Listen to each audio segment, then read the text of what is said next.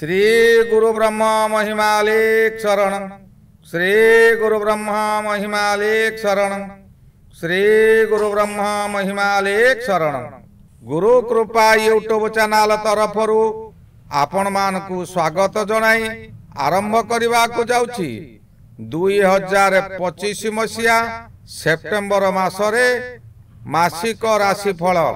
एही राशिफल आरंभ करने पूर्वरु आपण मानकु मोर विशेष अनुरोध, जेउ माने प्रथम करी आमर एही चैनल को आसिछंती सेमाने गोटिए सब्सक्राइब करंतु ओ पाखरे आसुथिबा बेल आइकन को दबाई दियंतु, जहा द्वारा कि आमर जेउ समय रे वीडियो अपलोड हेबो सर्वप्रथमे आपणक पाखरे पहुंची पारिबो। आपण मानकु एही ठारे मु कहि रखुची, जेउ मानकर विवाह विलंब हेलानी, बहु चेष्टा करी सेमानकर विवाह होई पारु नाही, किंबा कौनसी ठारे आपण चाकरी करी मध्य हैरान हेउछंती, चाकरी सकाशे आपण बारंबार चेष्टा करी मध्य फेल हेउछंती, सेमानकर जन्म तारीख, जन्म समय ओ जन्म स्थान निम्न रे जेउ मेल आईडी दिया जाइछि सेई मेल आईडी रे ताहा प्रेरण करंतु। आम्बे ताहा गणना करी आपण मानकु जणाई देबु। आसंतु एबे जानिबा 2025 मसिया सेप्टेम्बर मासरे बिच्छा राशि रो मासिक राशिफल। बिच्छा राशि राशि चक्रर अष्टम राशि। एही राशि रो अधिपति मंगल महाग्रह। एही राशि रो सेप्टेम्बर मासरे प्रायतः अधिक अशुभ फल मिलिबो। बिच्छा राशि व्यक्तिंकर द्वादश गृह रे मंगल गोचर रे भ्रमण करुछंती। एहा पूर्वरु मास आरंभरु एकादश रे भ्रमण करुथिबे। एकादश मंगल शुभ थिबा स्थले द्वादश मंगल अशुभ हेबो।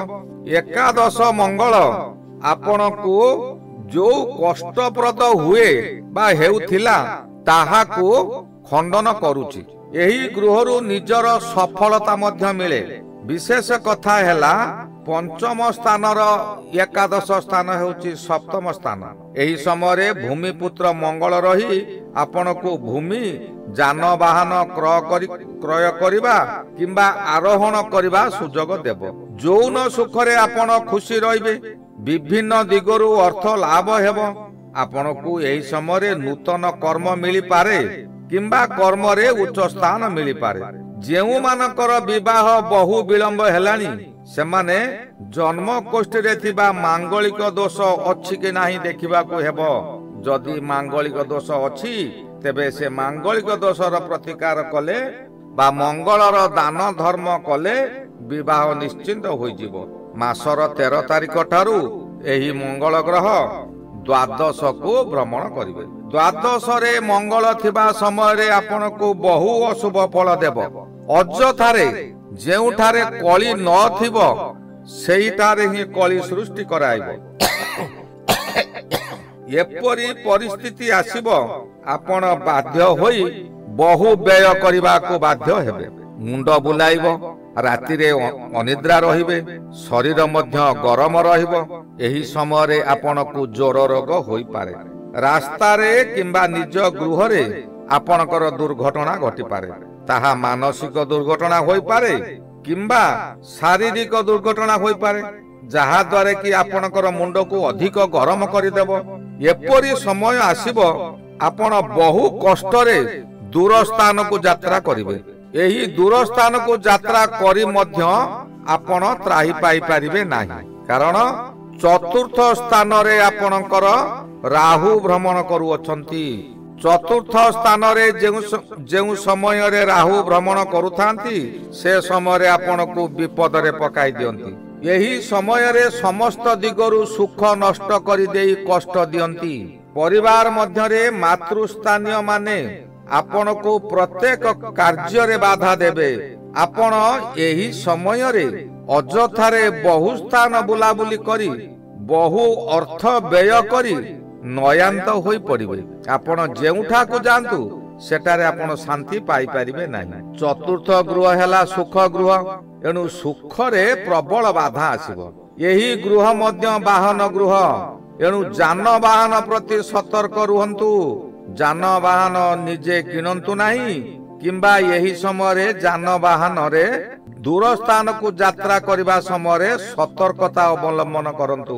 जदि आपणकर नूतन गृह करिवार अछि, एही समय नूतन गृह आरंभ कले भविष्य रे आपण बहु असुविधा रे सम्मुखीन हेबे। एही राहु जेउ समय रे चतुर्थ रे थांती, केतु महाग्रह से समय रे दशम रे थांती। दशम स्थान हेउछि कर्म स्थान। दशम केतु आपण को बहु आशा देखाई देबो।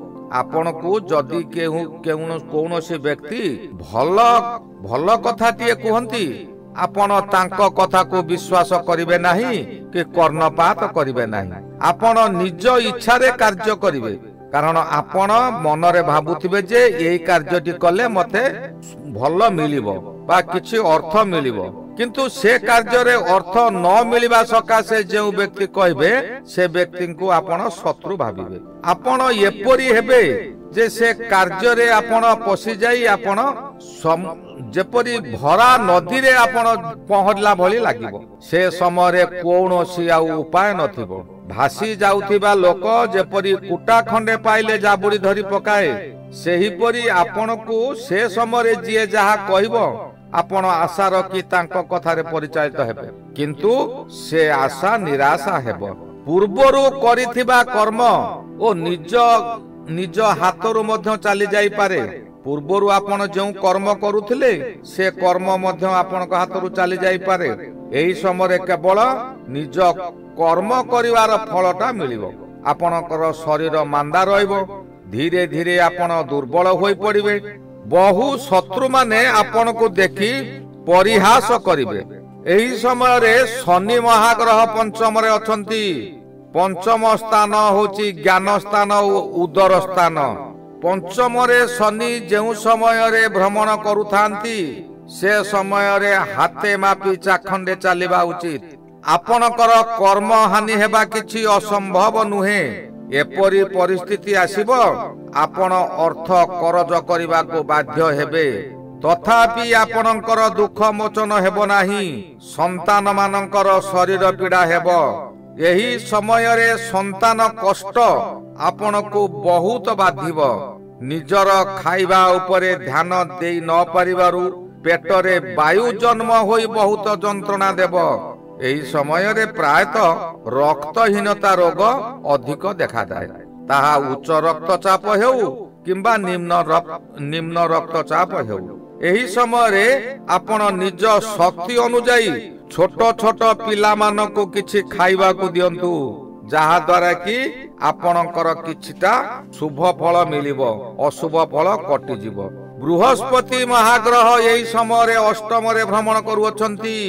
अष्टम रे बृहस्पति भ्रमण करिबा समय आपण जहा करिवे तहिरे व्यर्थ हेबे।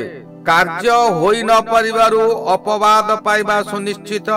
आपणकर बंधन भय मध्य एही समय अछि। एही बंधन भय कोर्ट कचेरी न होई पारे, कोनोसी ठारे न्याय निशापरे किंबा अन्य लोकंक पाखरे अपमानित होई लुकायित रहिबा मध्य एक प्रकार बंधन भय।